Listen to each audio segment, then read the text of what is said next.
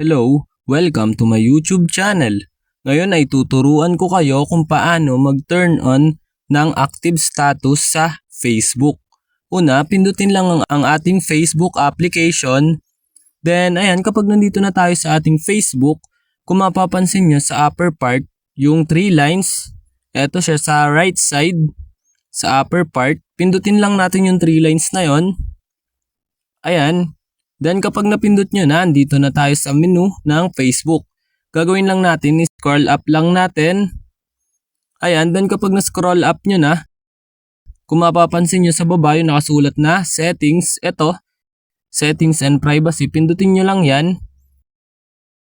Then kapag napindot nyo na, kung mapapansin nyo may nakasulat dito na settings, eto siya.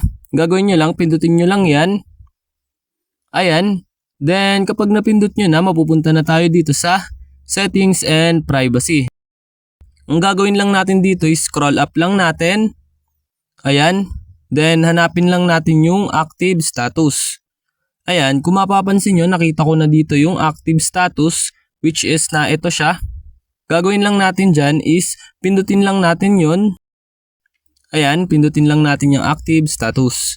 Then ayan, kapag napindot na natin, kung mapapansin nyo, naka-turn off ang ating active status. Which means, hindi tayo makikita na online dito sa Facebook. So, ang gagawin natin is, pipindutin lang natin yan.